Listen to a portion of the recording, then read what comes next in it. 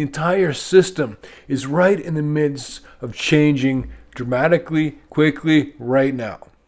China's been buying gold by the billions of dollars per month, by the ton, and it got even more extreme lately, really significant increase in how much gold China is just absorbing and buying up. I believe this is signaling something that's been building up for 20 years. I'm going to walk you through exactly what happened and how the BRICS nations, Brazil, Russia, India, China, and South Africa, are all trying to have a reserve currency to go against or to have in place of the US dollar. Always remember that nothing in this video is intended as personalized trading advice for you. It was 20 years ago at the BRICS summit where the BRICS countries realized that they need an alternative to the US dollar. 20 years ago.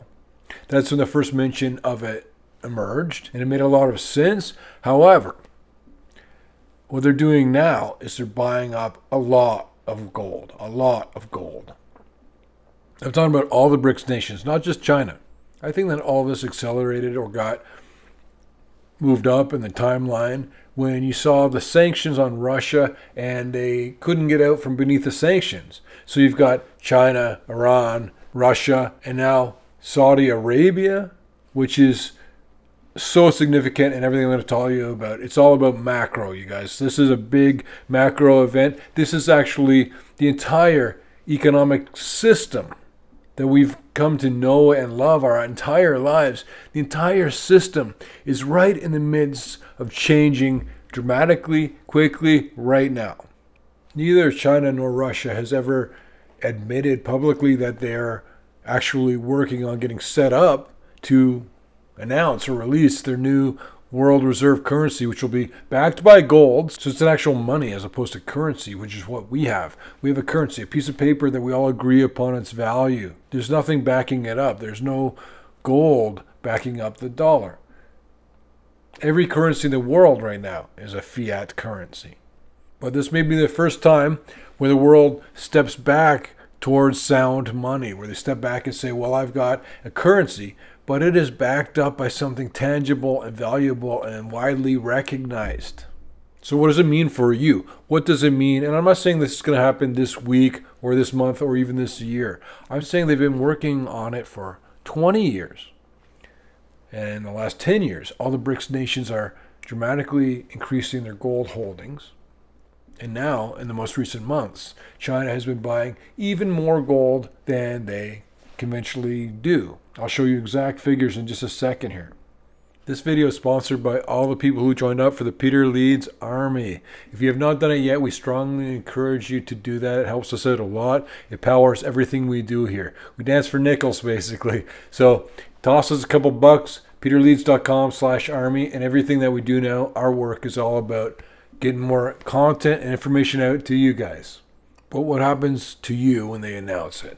What happens when they say, okay, we do have a reserve currency that we're going to transact oil in, we're going to have it backed by gold, we're going to have this currency for all the trade between this group of countries, this sphere of influence, so that none of us have to use the US dollar. What it means when and if they announce it, whenever that happens, and I always say be set up and prepared for it ahead of time. Maybe it happens tomorrow. Maybe it happens 5 years from now. I do not know. I'm just saying you get set up and don't worry about it again. What's going to happen is if they announce it, the US dollar will drop in value. Everything that means, it means inflation will get worse on our shores in America. It means that things will cost more, things we import, but inflation in general will increase. The dollar itself will be weaker. Your house will increase in value, but that value will be unchanged. It'll just be a bigger number, but that number of dollars is not a lot more wealth or worth than when it was half that price. If you look at any time there's significant inflation, stocks do well, paintings do well, houses do well, but they don't really do well. They just increase in how many dollars it takes to buy that same asset, but you're no better off. That's where a lot of people sort of don't understand how serious this is or how they're kind of getting screwed over a bit. They don't really recognize it, or they don't feel the actual diminishment of the purchasing power of their currency. The trade deficit will grow even more than it's already at, which is an extreme number, which I would have expected to never have seen in my entire lifetime. The most recent trade deficit, which is 2021, was $859.1 billion. And as the dollar comes down, what is going to spike? Gold, oil prices, all precious metals, they'll spike in value. And also there would be an added wind in the sales of the prices of gold because China would be identifying that, yes, we, along with these other countries, are going to be having a currency backed by gold, so they need a certain amount of gold to make that happen. And the purchases by China lately have been so extreme that I feel like they're setting up to make a move or to announce something. But they play the long game. That's where we don't understand a lot of their strategy. They'll be in this for decades and decades and not be thinking in short-term gratification. They'll be thinking in short-term time frames of 5 years, 3 years, 2 years. They'll be thinking longer term. So it doesn't mean if they suddenly buy all this gold that they're going to act immediately after that. To add some more color to this so you know it's not just me telling you these things, this is from Bitcoin.com. Economists discuss Russia, China potentially developing gold-backed currency that could undermine the US dollar. But here's the thing. China's been saying this consistently. They never changed what they said. They never admitted to setting this up, but they've always said, we need a currency that's an alternative to the US dollar that we can all use. That's not unlike with Taiwan. They have never said anything different than Taiwan is a part of China and we own it and we'll reclaim it one of these days. They've never wavered in that. That scares me over the moon and back. Because that is the most likely flashpoint that would start World War III if we see it in our lifetimes. From the same article at Bitcoin.com, neither Russia nor China has officially confirmed plans for such a currency. Chinese leaders have talked about reforming the global financial system and reducing the US dollar's dominance for 2 decades. 2 components in that strategy center around the development of a yuan-based global commodities trading system and efforts by China in partnership with Russia and other like-minded countries to challenge dollar dominance by creating a new reserve currency. And I highlighted this whole line in this next part. I mostly highlight just certain words because I know what I'm going to say, but I wanted to highlight the whole part here because I want to read the entire thing.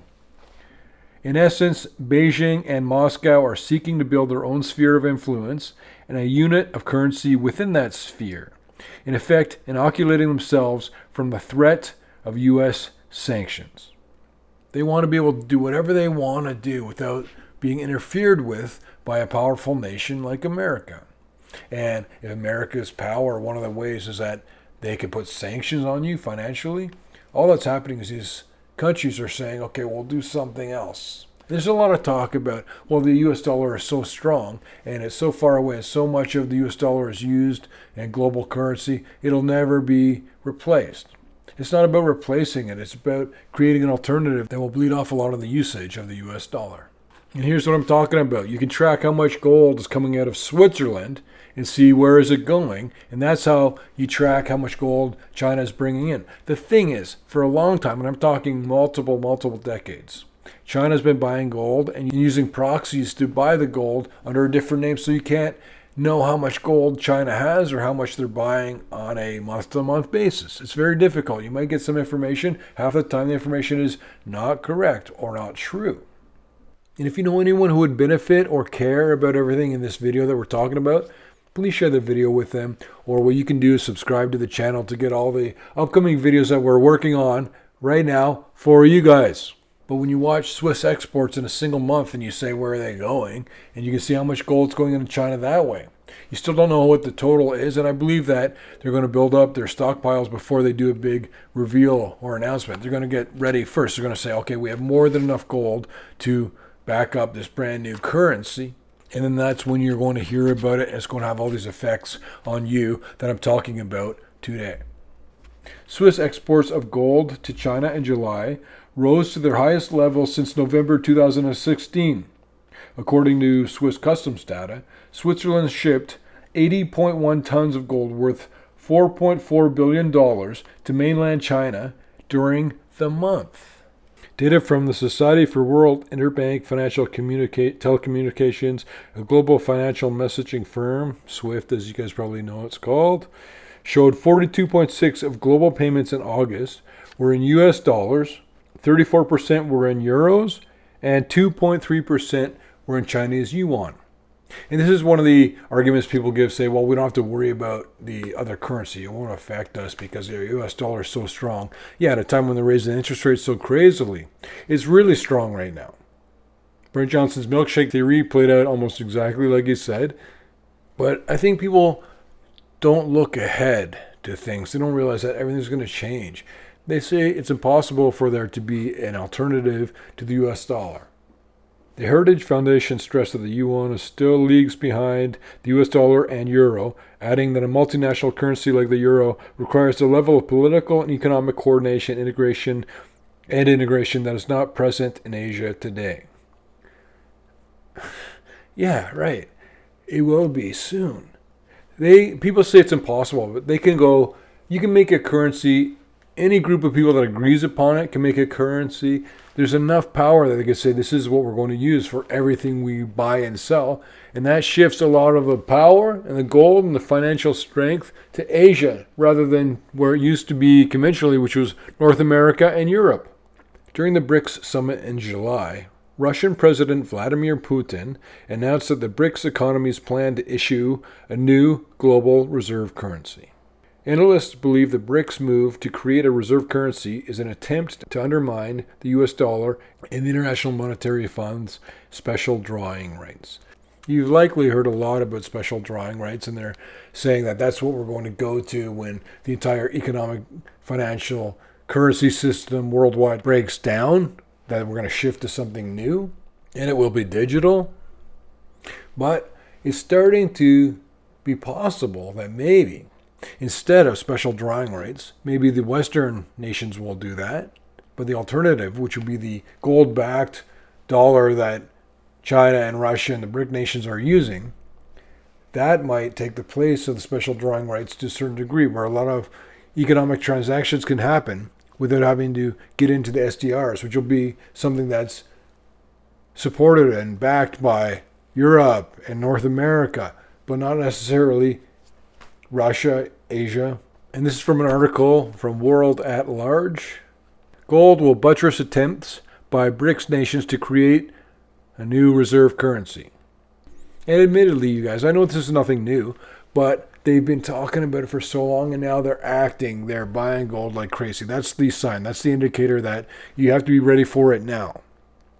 Are you guys starting to notice that I'm always talking about things ahead of time so you can do something about it rather than reacting, which is what everyone's going to do once they make the announcement, whether it is in 5 years from now or 2 days from now. In June, during the 14th annual BRICS summit, it was announced that the 5 economies would be seeking to create a new world reserve currency to replace the US dollar. And the other thing that happened besides China buying all this gold is that Saudi Arabia has had a diminishment of relationships with America, and that's going to be the very pivotal shift. That Saudi Arabia is on board with it. They dictate what currency is used to buy and sell oil.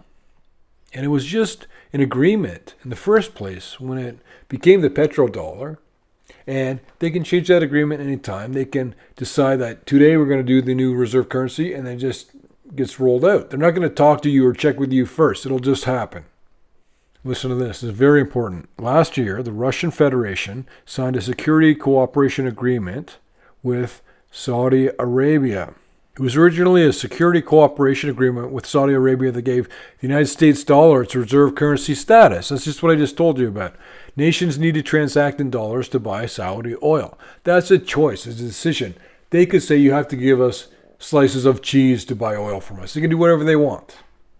In March of this year, China and Saudi Arabia revealed years-old discussions about settling some oil accounts in Chinese renminbi, leading to a talk of a petro-yuan that would potentially drag $600 billion to $1 trillion worth of transactions out of the dollar per month.